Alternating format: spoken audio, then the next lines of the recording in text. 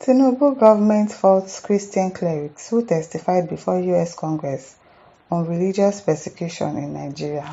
Okay. The President Bola Tinubu-led Nigerian government has criticized a social media post by the United States Embassy in Abuja and testimonies by two Nigerian religious leaders before a US congressional hearing, describing them as inaccurate and misrepresentative of the country's security efforts and religious freedom landscape. In a statement released on Friday and signed by Kimebi Imomotimi Ebienfa, spokesperson of the Ministry of Foreign Affairs, the government expressed serious concerns over the embassy's publication and testimonies provided by Bishop Wilfred Anabe and Reverend Father Remigius Iyula. The clergymen have spoken during a hearing on religious persecution in Nigeria, painting a dire picture of Christian communities allegedly facing unchecked violence. Yes, there's a lot of violence against the church. It's just not been announced in the news. A lot of churches where they've gone to kill the members of the church.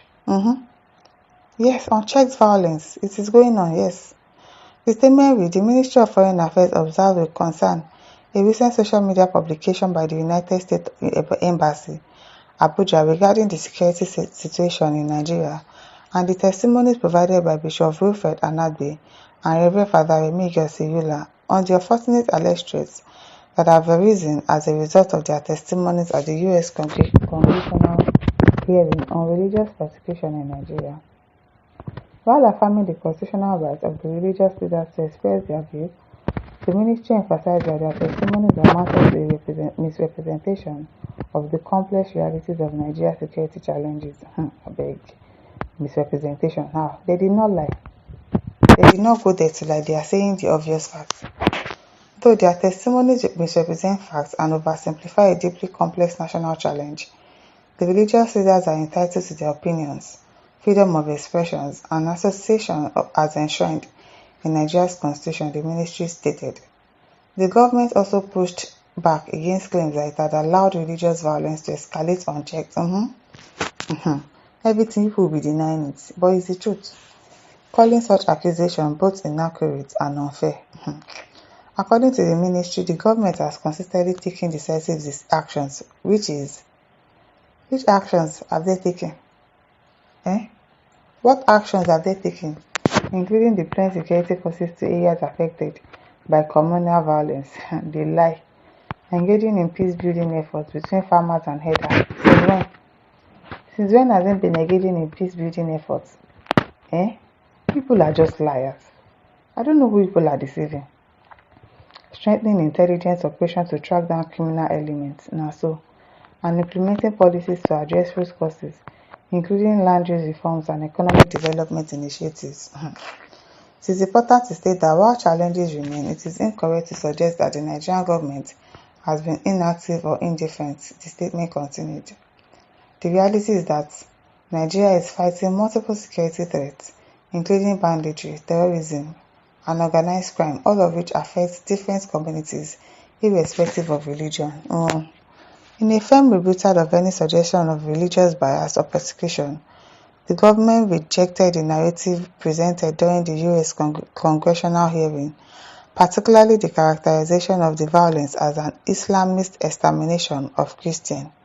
Well, that is what it is looking like. It's looking like it. The government will continue to prioritize the protection of the lives and properties of its citizens, regardless of faith or ethnicity, while strengthening national and international cooperation in the fight against insecurity, the ministry said. We therefore call for responsible reporting that reflects the full complexity of the challenges at hand and promotes constructive dialogue rather than polarization. It's not polarization, it's the truth. It's the truth though.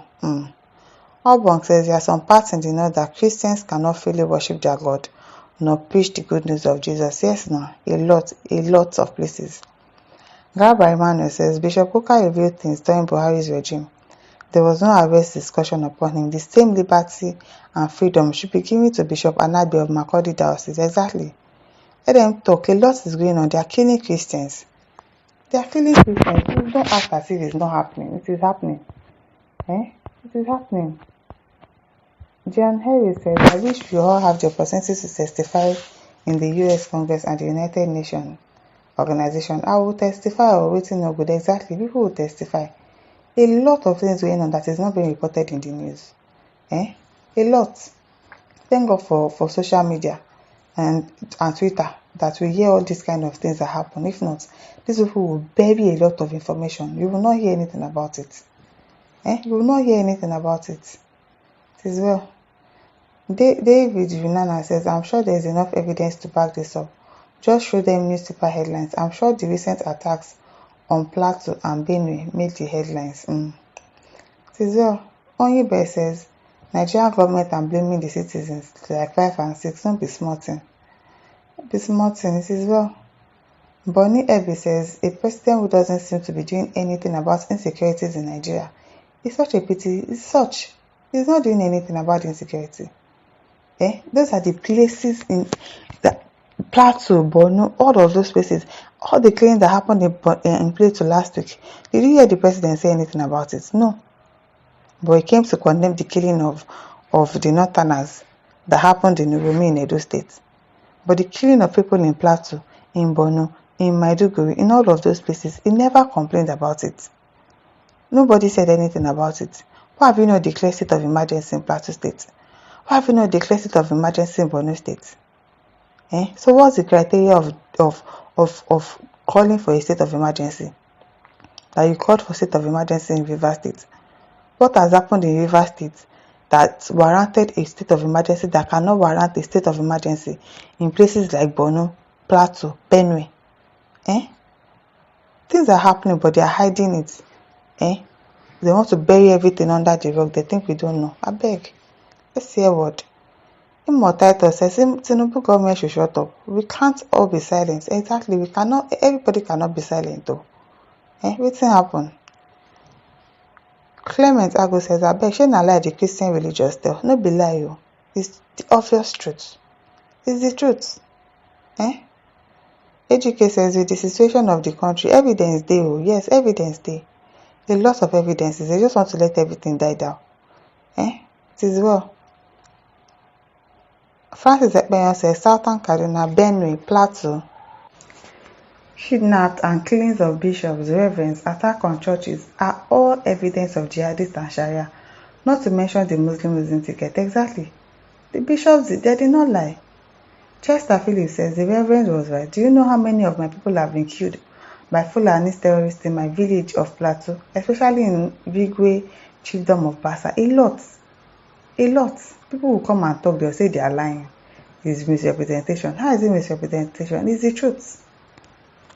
This now is over to you. Leave your thoughts in the comment section. Don't forget to like, to share, and subscribe. Thank you for listening. See you some other time. Bye.